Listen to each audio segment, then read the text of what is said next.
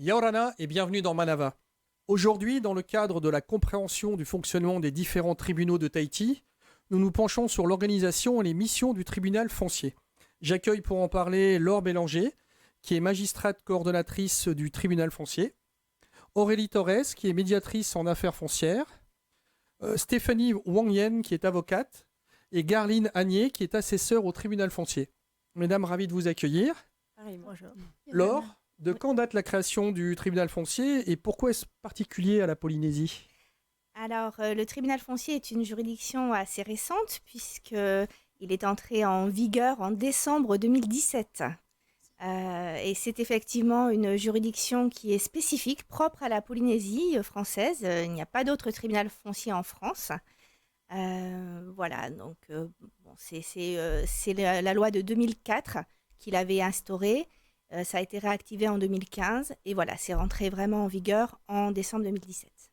Garline, qu'est-ce qu'un assesseur ? Quel rôle a-t-il ? Et comment est-ce qu'on devient assesseur ? Alors, pour ma part, je suis assesseur depuis janvier 2021. Alors, j'ai été... Pourquoi est-ce que vous êtes devenu assesseur ? Alors, ma famille est dans les affaires de terre depuis de nombreuses années et on n'en finissait pas. Les jugements étaient très longs. Donc, j'ai vu le recrutement passer. J'ai saisi l'occasion et je suis là aujourd'hui. Et quel est votre rôle ? Alors, comme le dit assesseur, c'est d'assister les juges pour les litiges fonciers. D'accord. Aurélie, quel est le rôle d'une médiatrice en foncier et quand est-ce qu'elle intervient et quelle formation avez-vous ?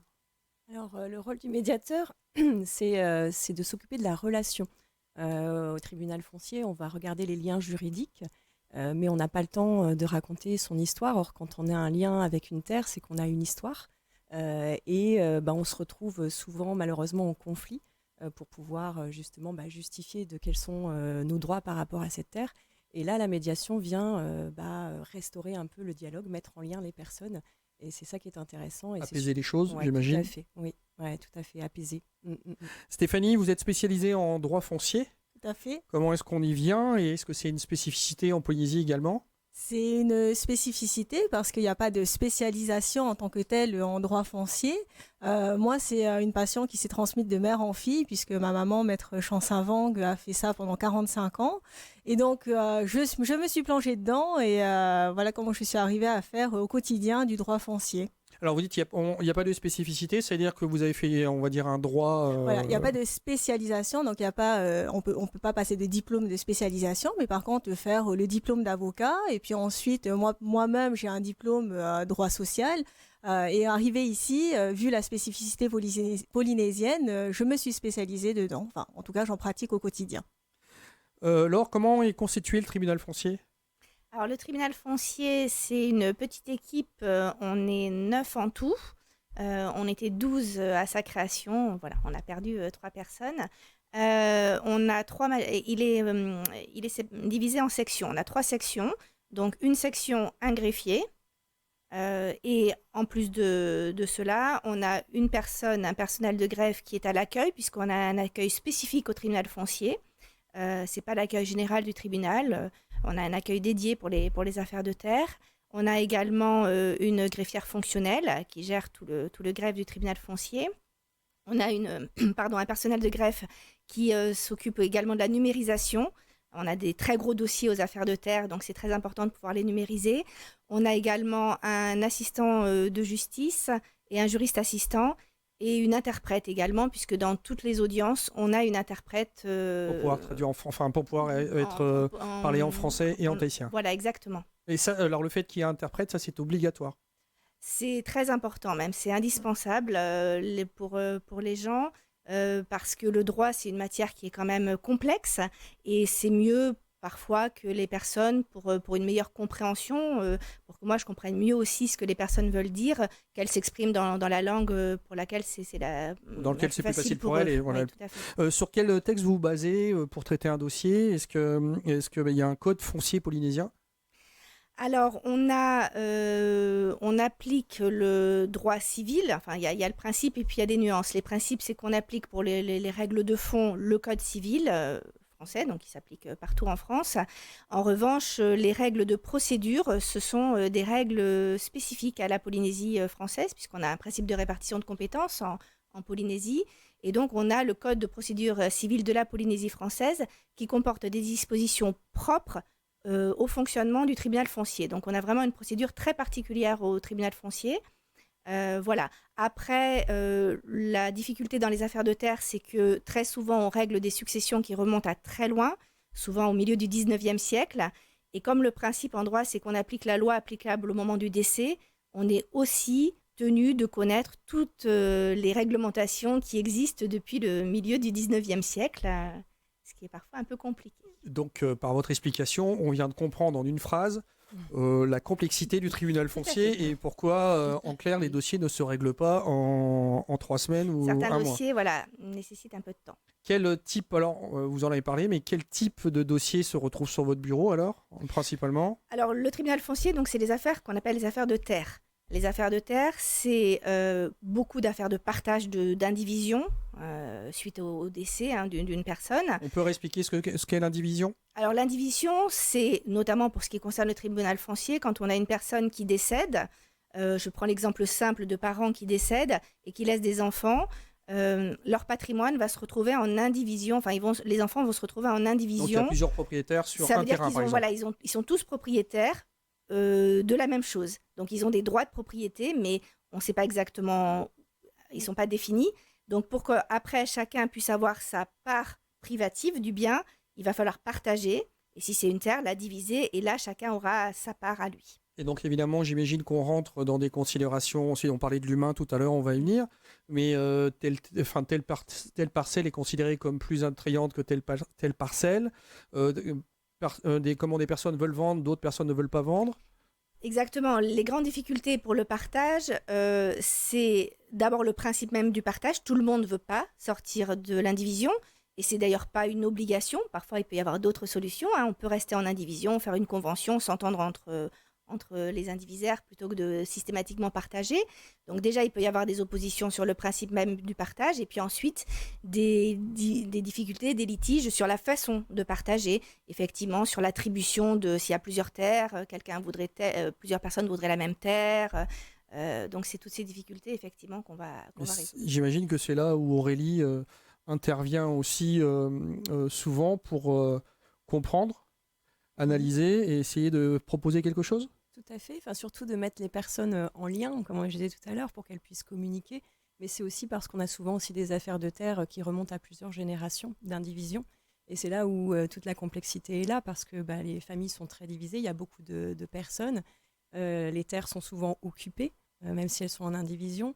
Et c'est là où il y a des enjeux qui sont assez complexes. C'est que c'est bien de pouvoir se mettre autour d'une table et au moins pouvoir se dire les choses au lieu de partir dans des interprétations, dans des stratégies qui amènent beaucoup plus de difficultés après dans la résolution. Est-ce que quand vous avez un dossier, vous savez que ça va être compliqué, oui, puisque de toute façon on sait que c'est un problème, mais est-ce qu'il y a des dossiers, vous savez qu'on n'en verra pas la fin parce que il y a génération sur l'autre génération, donc ça implique qu'il y a encore d'autres choses. Donc... En tant que médiateur, je me refuse à penser solution, puisque c'est pas mon objectif.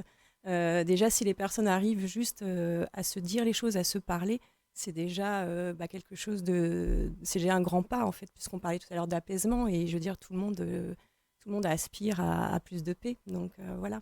Il y a une certaine philosophie pour être médiatrice quand même.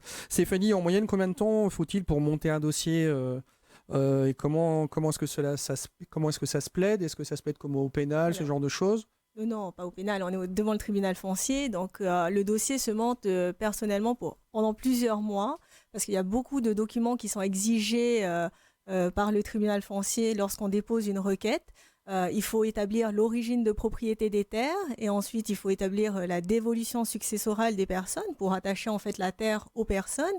Et en fait, il faut, quand on remonte sur plusieurs générations, c'est là où ça va être long parce qu'il faut aller rechercher tous les documents, notamment auprès de la direction des affaires foncières, sur l'origine de propriété, donc les tomités, les procès-verbaux de bornage, les extraits de plans cadastraux. Et puis après, sur la dévolution successorale, il faut faire la généalogie des personnes et donc tous les actes d'état civil qu'il faut commander dans toutes les mairies. Alors si on a plusieurs générations qui sont nées dans des îles différentes, il faut contacter toutes les mairies de toutes les îles et puis établir son dossier. Donc plusieurs mois, quand il y a plusieurs générations, ça prend du temps.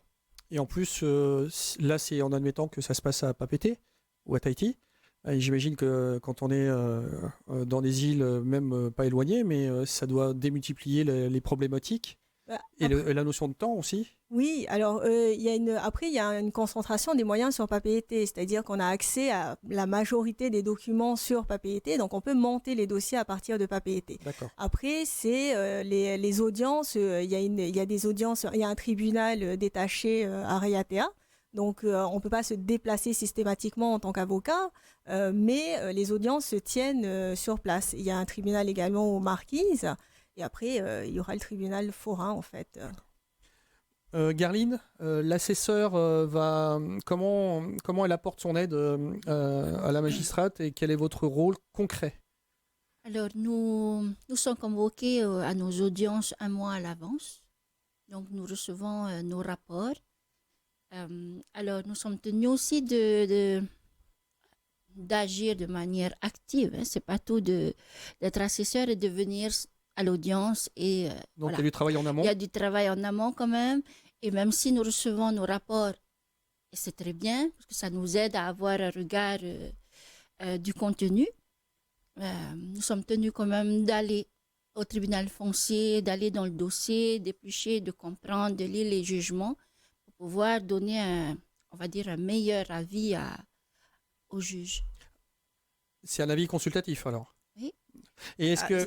Ils ont la même voix que nous en délibéré. Hein. Oui. On est 3 et si je suis mis en minorité par mes 2 assesseurs, c'est eux qui... Voilà, chacun étaye, j'imagine que chacun étaye, vous amenez vos points de vue respectifs. C'est ça. Et donc vous faites partie de la société civile. C'est ça. Et est-ce que vous avez un travail à côté ou est-ce que vous faites ça à plein temps? Je suis à l'Assemblée territoriale. Et voilà, donc alors c'est une autre question. Comment est-ce qu'on gère son emploi du temps quand on a un autre travail à côté?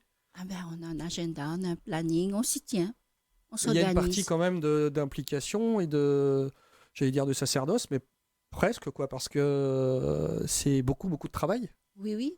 Et donc c'est pour ça que je disais que heureusement que nous recevons les rapports par mail. Donc nous avons un temps de lecture, un temps de réflexion. Et si vraiment il y a des choses qu'on ne comprend pas assez, alors on va au tribunal, on va dans le dossier et on essaie de comprendre. C'est intéressant parce que beaucoup de gens pensent qu'en fait, vous venez simplement, vous jugez, vous repartez. Alors que pas du tout, c'est énormément de travail. Et alors, ça vous permet d'avoir aussi un point de vue donc, de la société civile et d'avoir un point de vue qui n'est pas juste basé sur les textes, on va dire, mais qui est aussi basé sur l'humain. Puisqu'entre un assesseur et Aurélie, pardon, je vais chercher le prénom, désolé, vous avez des points de vue qui vont influer sur votre décision. Tout à fait. Les affaires de terre, c'est pas que des règles de droit. On est là pour résoudre des situations concrètes de gens. Et dans les affaires de terre, on sait bien le lien. Il y a toute l'histoire. Il faut qu'on connaisse l'histoire. Pourquoi on en est arrivé à ces situations d'indivision inextricables. Il faut qu'on comprenne aussi le lien que les Polynésiens ont avec la terre. Il faut qu'on ait aussi la connaissance de pratiques, puisque je vous disais qu'on jugeait parfois en appliquant la législation au milieu du 19e siècle. Il faut qu'on connaisse aussi certaines pratiques. Il y avait la pratique du changement de nom, par exemple, la pratique du fa'amu aussi, ce sont des notions qu'un juge métropolitain ne maîtrise pas forcément. Et voilà, tout ça, il faut qu'on en ait conscience, connaissance. Et là-dessus, l'apport des assesseurs est extrêmement précieux. Et les délibérés, parfois, après l'audience, sont très longs. Et donc voilà, ils nous apportent en particulier toute cette connaissance-là. Chaque pièce. Oui, on va décortiquer les pièces si nécessaire. on peut parfois vraiment avoir des discussions où on n'est pas d'accord, et tant mieux, et on va discuter là-dessus. Parfois, les interprétations des documents qui nous sont fournis ne sont pas évidentes. Quand on a des demandes d'usucapion, par exemple, des personnes qui disent, voilà, ça fait 30 ans que je suis sur la terre, donc je considère que c'est moi le propriétaire. La loi prévoit qu'il faut justifier d'une possession publique, paisible, ininterrompue depuis 30 ans, etc. Bon, ça, c'est les textes, mais concrètement, Dans le concret, il faut l'apprécier. il faut le prouver. Il faut l'apprécier. Et donc ça, c'est mes 2 assesseurs et moi. Aurélie, qui est en charge de votre intervention, c'est-à-dire est-ce que c'est le juge qui vous demande d'intervenir? Comment est-ce que ça fonctionne? Alors ça peut tout à fait se faire dans le cadre d'une procédure, et à ce moment-là, le juge ordonne, avec l'accord des parties, la médiation, parce qu'il estime que ce serait intéressant effectivement qu'il y ait une rencontre dans le cadre de la procédure. Mais ça peut aussi être fait à la demande des personnes, des médiés. On peut aussi bien par le biais, j'imagine, aussi, de oui, l'avocate tout à aussi, fait. d'accord? Ouais, et ça peut être fait avant une procédure, et ça peut être fait aussi après une procédure, quand effectivement il y a un rendu qui a été fait, une sortie d'indivision sur une génération, pour aider à la sortie d'indivision. Alors intéressant ça, parce que j'étais persuadé que vous interveniez avant, donc pour peut-être éviter que ça aille peut-être au tribunal et peut-être régler les problèmes en amont. C'est une possibilité. Tout à fait. Mais ça peut être, vous intervenez aussi après. Tout à fait, oui, ça peut aussi, effectivement. Oui, parce qu'une fois qu'on a une décision judiciaire qui a été ordonnée, ça n'apaise pas forcément non plus les relations. Vous expliquez aussi vous expliquez aussi la décision, alors peut-être. Moi, j'explique pas, mais je peux aider effectivement, encore une fois, à le poser. En fait, c'est vraiment le médiateur. Il est vraiment spécialisé dans la communication, en fait. Donc, il est facilitateur de la relation. Effectivement, c'est pour éviter qu'il y ait des interprétations, des non-dits, des chalalas, etc. Donc c'est vraiment ça le rôle du médiateur. Donc oui, ça peut aider à justement, effectivement, suite à une décision judiciaire, à aller encore un petit peu plus loin, justement, dans l'apaisement, pour que la décision devienne durable, en fait, et qu'il y ait un vrai... parce que c'est ça qu'on recherche tous, en fait, à travers justement la création du tribunal foncier. C'est qu'effectivement... un apaisement par rapport à ces histoires de terre, et que qu'on puisse transmettre plus de paix aux générations futures. Voilà. Vous aviez une formation particulière pour devenir assesseur médiatrice. Alors pour être médiateur foncier, d'abord il faut un diplôme de médiateur et aussi un master de droit. Et puis moi en parallèle je suis spécialisée dans l'accompagnement de l'humain, donc j'ai été formée au coaching, à la facilitation d'intelligence collective, à la communication non violente. Voilà, donc tout ce qui permet justement d'aider au dialogue. Stéphanie, vous orientez rapidement vers une médiation. Vous savez qu'il y a des dossiers qui vont aller systématiquement au tribunal parce qu'on n'y arrivera pas avec l'expérience. Généralement, en tout cas en droit foncier partage, les gens viennent voir l'avocat parce qu'ils n'ont pas obtenu l'unanimité pour faire le partage devant le notaire. Donc généralement, arrivé devant nous, on est en contentieux ou parce qu'on est sur de tellement nombreuses générations qu'il y a trop d'indivisaires pour qu'on puisse tous les mettre ensemble pour avoir l'unanimité sur un partage. Vous avez un exemple je sais pas, d'un gros dossier avec un nombre de personnes qui est en indivision? En fait, justement, la loi de 2019 a facilité le partage par souche parce qu'arrivé à notre génération, on est sur des partages au niveau du tomité, donc 1800 et quelques, 1880. Et du coup, on est sur des générations avec des centaines de co-indivisaires. Donc c'est inextricable. Voilà, donc le notaire ne peut pas réunir l'ensemble des parties pour avoir l'unanimité. Donc certaines souches vont se mettre ensemble pour lancer un partage, pour essayer d'appeler, en fait, parce qu'on ne les connaît pas tous aujourd'hui, les co-indivisaires. Donc on va tous les appeler à la procédure. Et parfois, dans ce cadre-là, lorsqu'on va rendre la décision en définissant les quotités, quand on ne sait pas qui veut aller sur quelle terre, on peut désigner un médiateur parce que maintenant que tout le monde se connaît et tout le monde est dans la procédure, à ce moment-là, on peut concilier les parties, effectivement. Et le médiateur va réunir tout le monde? Ou alors il y a des porte-paroles, je ne sais pas. Oui, bien entendu, il y a des porte-paroles. Souvent, justement, on va dire que heureusement, tout le monde n'est pas en conflit, donc ça va concerner certaines personnes.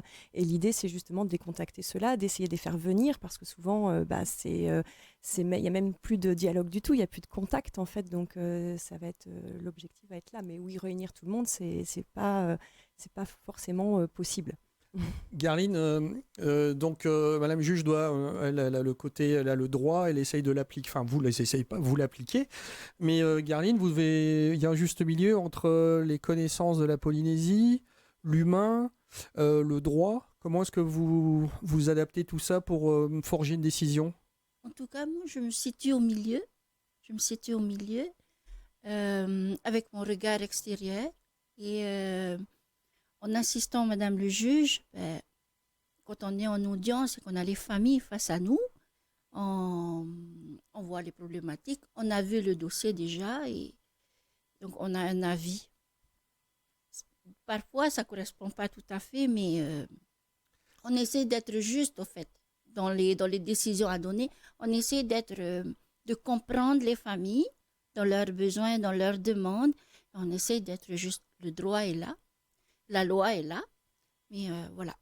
Nous, on apporte, en tant qu'assesseur, on apporte tout ce côté. En moyenne, Laure, combien de dossiers sont instruits par an? C'est difficile à dire. Ce que je peux dire en revanche, c'est que parce qu'on on a énormément de requêtes et c'est assez variable d'une année à l'autre. Mais ce qui est important, c'est qu'on a quand même beaucoup diminué le stock des affaires de terre. C'est ça. Grâce justement au tribunal foncier qui a pu se et tous pencher. les moyens aussi Voilà, qui ont été donnés. C'est pas juste une bien enveloppe, sûr. une structure, c'est aussi plus de personnel, voilà, plus de moyens. Et donc, on est passé de 1000 dossiers au départ de la création du tribunal foncier, enfin en 2015, quand il y a eu un contrat d'objectif signé pour la création du tribunal, on est passé de 1000 dossiers à peine 600 maintenant. Donc ça fait à peu près 200 dossiers par section. Et on a diminué aussi les délais de traitement. Vous avez devancé mon autre question. Voilà, ça c'est quelque chose d'important, qui est très important pour les gens. On était, là encore, quand le contrat d'objectif pour la création du tribunal foncier a été signé en 2015, on était à près de 6 ans de délai moyen de traitement des dossiers. Avec des dossiers, le plus ancien, je crois, remonté aux années 1970. Là, actuellement, je ne dis pas que la situation est parfaite, on a encore des efforts à mener, mais on traite en moyenne les dossiers. On a beaucoup de dossiers. Moi, j'ai beaucoup de dossiers l'année dernière qui ont été déposés chez moi en janvier 2022, que j'ai fini en décembre 2022 parce que c'était des dossiers pas très compliqués, pas très conflictuels. Les dossiers qui prennent le plus de temps maintenant, c'est surtout les dossiers qui sont en expertise. Là-dessus, on a un énorme souci parce qu'on n'a pas suffisamment d'experts et qu'ils sont submergés. Il y a un petit manque de professionnels. Et donc voilà, les dossiers qui sont encore anciens, les dossiers les plus anciens pour moi dans ma section, je crois qu'ils datent de 1991. C'est des dossiers qui sont en expertise, où il y a déjà eu des jugements rendus sur des partages, mais on en est au sous-partage. Et voilà, ça bloque. Et puis tout ça doit prendre des dimensions. J'imagine qu'on parle d'un terrain aux Australes, d'accord ? Donc l'expert doit partir aux Australes, doit caler ses plannings. Vous ramenez ces expertises. Je ne sais pas s'il y a contre-expertise, s'il y a discussion, tout ça. Donc, ça prend des dimensions extraordinaires. Donc, Tout à fait. Et c'est pour ça que nous aussi, c'est une dimension, je parlais de la dimension tout à l'heure historique, sociologique, etc. Mais il y a la dimension géographique en Polynésie aussi. On fait très attention quand on désigne un expert parce qu'on sait que pour les gens, ça va coûter beaucoup d'argent quand on l'envoie très loin et qu'il n'y a qu'un avion par semaine, donc il va rester toute la semaine avec toute son équipe. Oui, donc il reste sur place, il faut loger, il faut nourrir. C'est un coût et que les gens vont payer s'ils n'ont pas d'aide par ailleurs. J'allais venir, mais continuez. Donc voilà, on est conscient de ça. Et puis, ça va être un délai parce que l'expert, déjà qu'on n'en a pas beaucoup en Polynésie, on a 8 donc experts. Donc, il est bloqué une semaine. Il va être bloqué une semaine. Donc voilà, il va falloir qu'il organise ça dans son année de travail. Et on sait que ça va prendre du temps pour ces dossiers-là. Voilà. Et alors, justement, en parlant d'aide juridictionnelle, si des personnes n'ont pas les moyens d'embaucher un avocat, comment est-ce que ça fonctionne ? En fait, il dépose un dossier d'aide juridictionnelle au tribunal et il y a 2 avocats qui sont affectés spécifiquement en fait, aux affaires foncières et qui font 100% d'aide juridictionnelle en fait. Et comme ça permet d'apurer le stock parce qu'il y a énormément de demandes en fait. Je crois qu'elles en reçoivent pratiquement 20 par mois. Et donc, il fallait vraiment des avocats affiliés spécifiquement au droit foncier. Parce que sinon, ça jongle entre l'ensemble, la centaine d'avocats qu'il y a inscrits au barreau de papeete et tout le monde n'est pas spécialement les exactement. spécialités. Et qui Donc vont, vraiment juste pour cette matière, on a 2 avocats spécialisés dans la matière qui traitent uniquement de l'aide juridictionnelle. Et donc, il dépose un dossier, le dossier passe en commission en fonction des revenus de la personne.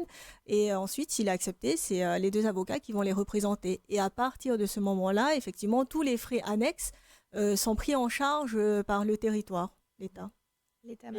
Mais le pays a aussi créé une aide à la sortie de l'indivision, en plus de l'aide juridictionnelle dont parlait Maître il y a une vraie Wandienne. motivation, il faut le dire aussi, parce que les gens sont persuadés qu'on s'en occupe pas, mais non, mais c'est que ça prend du temps. Et c'est en place depuis 2017. Donc, il n'y a pas de baguette magique. Il faut reprendre tous les dossiers. Mais le gouvernement et l'État font en sorte que ça avance. Et c'est important de le dire. Est-ce que tous les dossiers trouvent une issue positive? Ou est-ce que quelquefois, on se retrouve face à un dossier où on se dit, bon, ben là, c'est bloqué, quoi? Alors, non, nous, on est là pour trancher les litiges. Ça Donc, fera office de conclusion. forcément, on trouvera une solution. Après, et c'est là où la médiation est vraiment importante, et on est ravis que le pays ait modifié les dispositions procédurales pour permettre la médiation, parce que vraiment, nous, tout juge, mais en particulier dans les affaires de terre, on est vraiment content quand les gens trouvent une solution entre eux, plutôt qu'aller jusqu'au bout et que ce soit le droit qui doive donner la réponse, parce que parfois le droit il n'est pas très adapté à la situation particulière des gens. Quand on parlait tout à l'heure du fait que quand on partage des terres, en Polynésie très souvent les terres elles sont déjà occupées. Donc nous on va donner une réponse et on doit, si les gens ne s'entendent pas pour savoir quelle lot faut s'attribuer, on va trancher. C'est un tirage au sort, la loi nous impose un tirage au sort. Et donc, quelqu'un va se retrouver avec un terrain, avec la maison de son frère dessus. Enfin, voilà. Donc, si les gens s'entendent dans ce genre de situation, on est vraiment ravis. Et sinon, voilà. Sinon, on laisse faire. Pas facile, puisque oui, il y a à la fois de l'humain, de l'émotionnel et le droit. Donc, combiner les 3, ça ne doit pas être facile. Mais écoutez, grâce à nos invités, nous avons découvert l'utilité et la complexité des missions du tribunal foncier. Merci, avocat, d'avoir répondu à mes questions. Cette émission sera en replay sur le site de TNTV. Bonne fin de journée avec TNTV.